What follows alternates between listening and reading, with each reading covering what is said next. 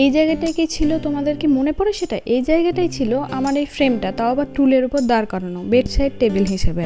সেখানে এই ট্রাঙ্কটির জায়গা কিভাবে হলো সেই গল্পটাই তোমাদের সাথে শেয়ার করবো আজ। আচ্ছা বলো তো, তোমাদের কার কার বাড়িতে এরকম ট্রাঙ্ক এখনো অবধি আছে? যাই হোক, আমাদের বাড়িতে তো আছে, আর সেটা আমার মা অবশ্যই ফেলতে দেবে না। ট্রাঙ্কটা আগে কোথায় ছিল এবং এটা আমার ঘরে কিভাবে আসলো সেই গল্পটাই আজকে বলি চলো তোমাদের।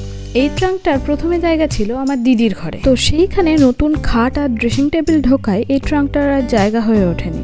তখন আমার মা এই ট্রাঙ্কটিকে আমার ঘরে দিয়ে যায়। এই ট্রাঙ্কটি যখন আমার ঘরে আসে তখন কিন্তু আমি বাড়িতে ছিলাম না, আমি ছিলাম হোস্টেলে। তো আমি হোস্টেল থেকে বাড়ি এসে এই ট্রাঙ্কটির এই করুণ দশা দেখে ভাবলাম চলো এটাকে সাজিয়ে গুছিয়ে রাখা যাক, যাতে আমার ঘরটা দেখতেও সুন্দর লাগে আর এই ট্রাঙ্কটার একটা গতিও হয়। তো চলো এটাকে সাজিয়ে গুছিয়ে নেওয়া যাক। বেড সাইড টেবিলটা যেহেতু তুলে ফেলেছি, তাই ওর উপরে থাকা জিনিসগুলো দিয়ে এটিকে সাজিয়ে নিলাম। তোমাদের কেমন লাগলো অবশ্যই জানিও। আজকের মতো টাটা।